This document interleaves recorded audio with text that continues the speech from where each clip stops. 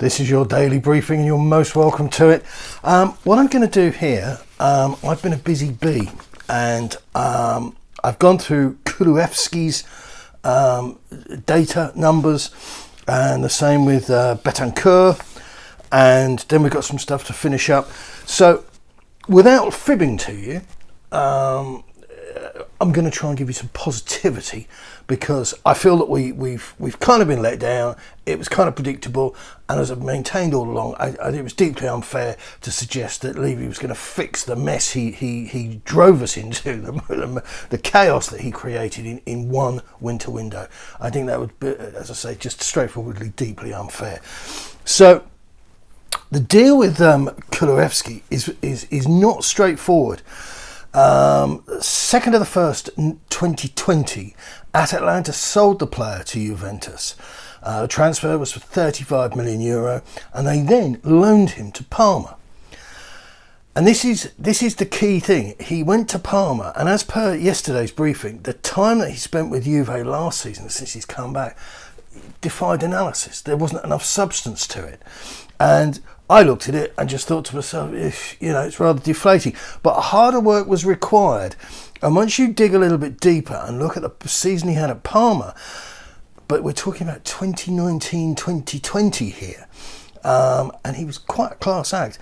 5th in, this is all in Serie A, okay? So it comes with that, the contextual, 5th in Serie A for assists, 4th for key passes, 4th for smart passes, 5th for passing accuracy, and 4th for deep completions, whatever those might be. So this is what we're looking at here, is we're looking at Juve getting their money back. For whatever reason, they couldn't get the same tune out of him that Parma did. And, there's suggestions that, perhaps Dybala was ahead of him in the pecking order. Ramsey, the two very expensive players, probably a bit of politicking knowing Italian football.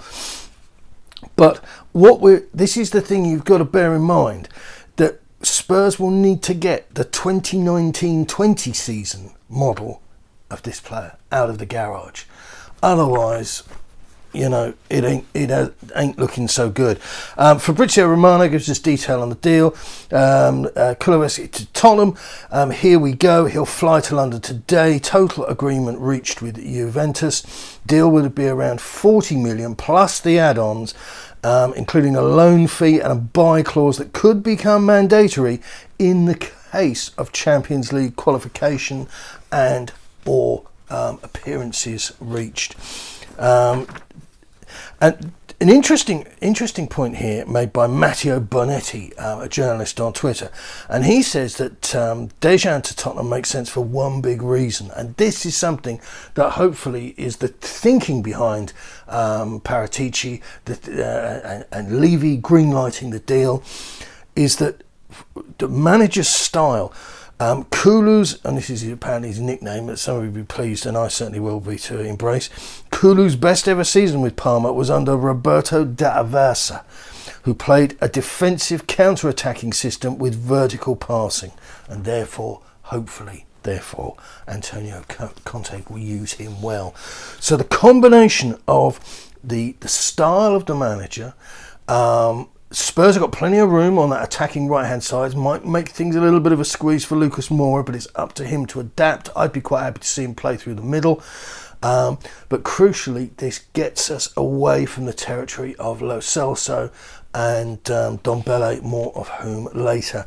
Betancourt, Rodrigo, the story here is somewhat more straightforward in that he's been getting consistent game time over the last few seasons, all with Juventus. That said, his game minutes have been less this current season than the previous two. Looking at his numbers, he's arguably on par with Winks in terms of various disciplines. And the scouting tool, I have to tell you, I know some of this is going to bore your head off you, but the scouting tool that I predominantly use lists the top 30 players per category, per discipline, per league, whatever you want to do. But it only goes to number 30, and neither of these two tap into that. So when I gave you the Kulusevski numbers there a minute ago and said, oh, he's 4th at this, 5th at that, he is top of the tree, or he was when he was at Parma, not last season for Juve. So as far as Bentancur is concerned, his numbers are kind of on a par with Harry Winks.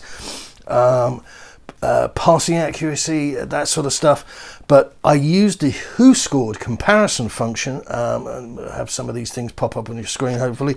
And it's tough to put a cigarette paper between them. But if you do look at his heat map, there's a lot more activity there. And that perhaps is fair comment. So that hopefully that gives you an understanding, because I don't know, I don't profess to watch every Serie A game. I have a working knowledge, not brilliant, of a number of bits and pieces. But as I say, spent a bit of time this morning, and hopefully that adds some flavour to the pot. Julien Maynard tells us that Tanguy Ndombele is heading to Lyon. Final details are under negotiation. It is now the most serious option for the current Tottenham midfielder, and obviously, folks, we are working our way through the dramas of his salary. Steven Bergwijn deal is not over yet, and he could still go to Ajax. The door is open. Spurs are asking for 25 million, and I sort of pulled a face at this the other day, and it was wrong of me. The splash headline that everybody wants is multi-million euro, multi-million sterling deal, done, dusted, United in for, Tottenham in for.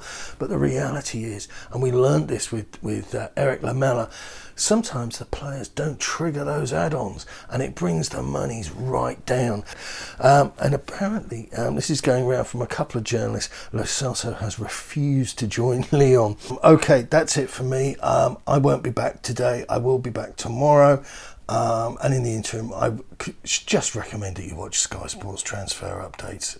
That's the best way forward. Good luck. Keep it Tottenham.